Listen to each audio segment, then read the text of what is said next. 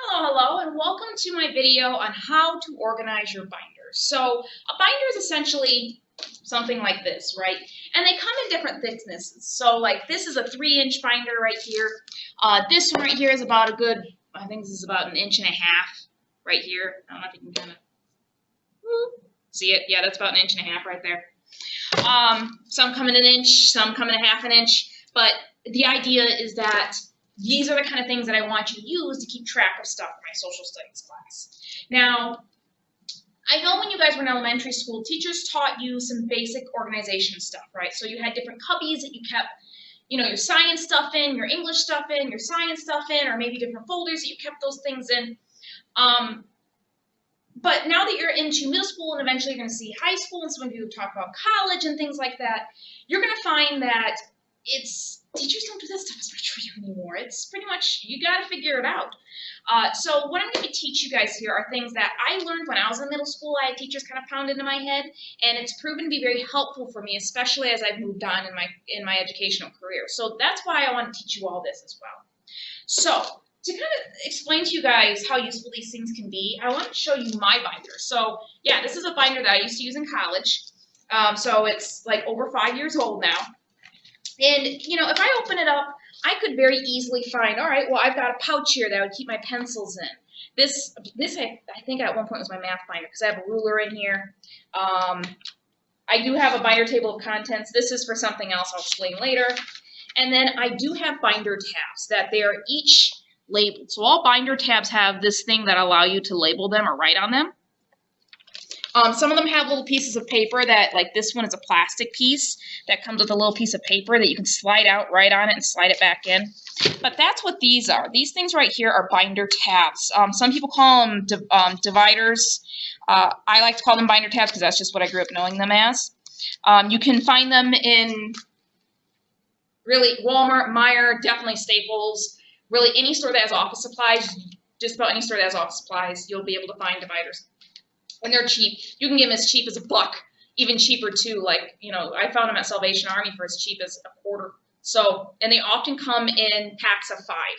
So if you want to know how many binder tabs you need to have, 5. Something that I often would have in my binders is an extra folder just to keep like miscellaneous things in.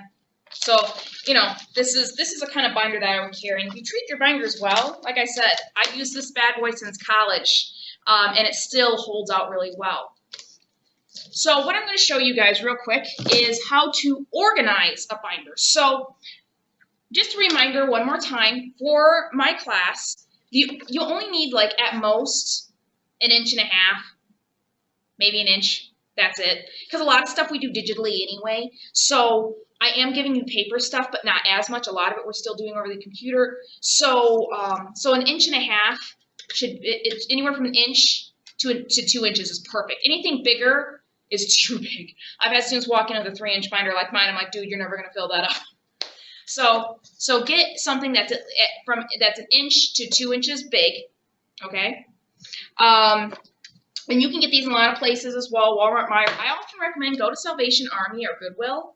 You can get them cheaper there. So like, especially if you go around like back to school times, you find a lot of them, but even now, if you go, you can find them as cheap as a couple of bucks. Garage sales are always selling them too, especially if you go to college towns. They're always selling these things. I don't buy them full price. I buy them at those places.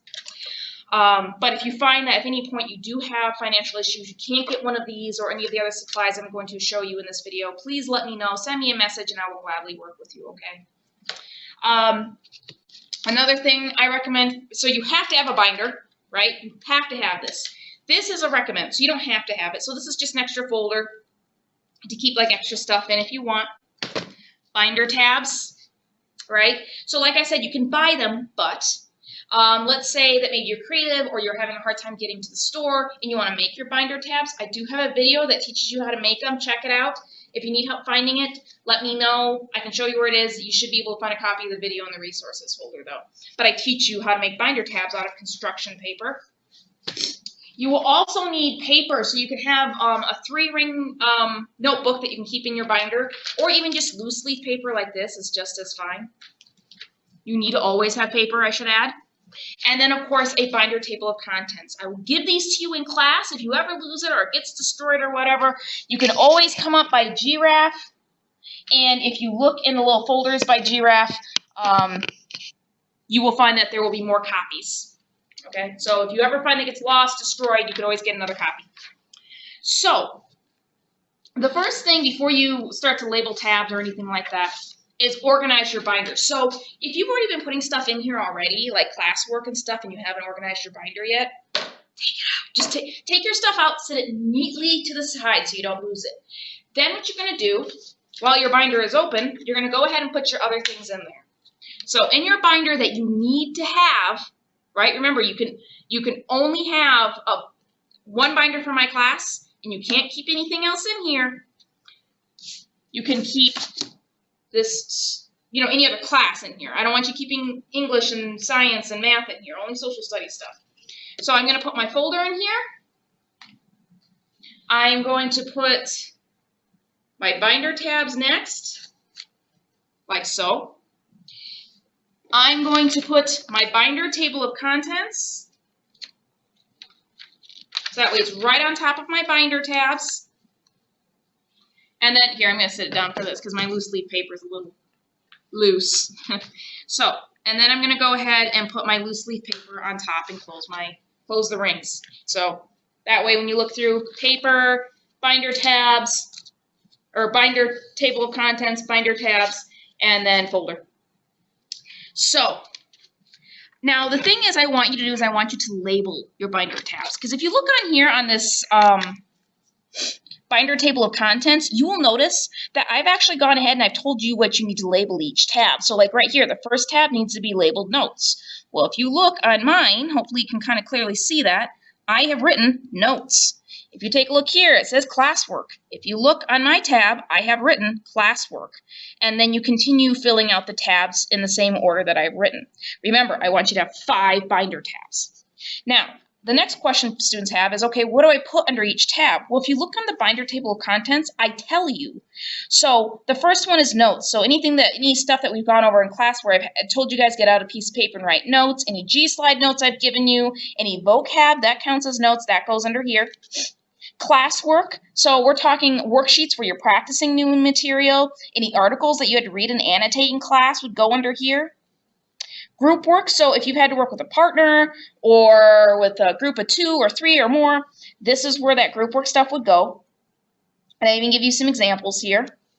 Review guide, so if we have any tests, quizzes, this is where your review guides would hang out. And then of course, miscellaneous. So what does miscellaneous mean? That's just a big word that means random. So I've had students where and I've done this before, where we went through a unit and maybe there was something that you did in that unit you were really proud of. Maybe it was a group project, or maybe there's some notes that you really like and you want to keep for the future. Go and stick them on the miscellaneous tab. That's what I tell students do. Don't leave anything from previous units among, don't mix your previous unit stuff with your current unit stuff because you'll get it lost. So I tell students you can put it in your miscellaneous tab. If you choose to have a folder in the back, you can put it in the folder, right? And something that I'll try to make sure to do with you guys is at the end of every unit, I'll tell you guys, all right, let's go ahead, throw out your old unit stuff. But, in the future, too, as time goes on, you guys are going to have to get into the same habit of, okay, well, it's the end of the unit. Double check. Teacher, do we have to keep any of this stuff? No? Okay, throw it away. Make sure you keep your binder cleaned out. If you let it get too full of stuff, this is where bad things can happen. And you will find that at first it'll be kind of hard to keep track of stuff in your binder, but the thing is, there's things I'm going to do to help you get used to it, right? So I will try to be good, and you may have to remind me sometimes because I'm human, I forget. At the end of a particular class, I may tell you guys, hey, we just got done working on our climate notes. Let's go ahead and put that in the notes folder, please. Hey, we just finished this group work article. Please put that in the group work tab, please, so that you can keep track of it. Now, something I almost forgot, when it comes to binder tabs, think about it as pages of a book. So when you open up a book, right, like pretend this is a book, here's the outer cover. The story is on the inside. So when I go to put information, so let's say I took some notes. So let's go ahead and say I have a piece of paper here. and I took some notes on it, I go ahead and I open up to my notes tab. Do not put your notes on top. Because think about it, when you go to pick up a book, the story's not anything outside of the book, the story's inside the cover. You flip open the notes tab, and right behind the notes tab is where you put your notes.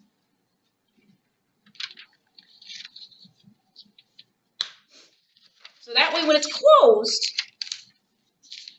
everything looks nice and neat and organized, and when I tell you to get out those notes later on, you just say, oh, notes, you flip it open, bam, there it is for you to take out.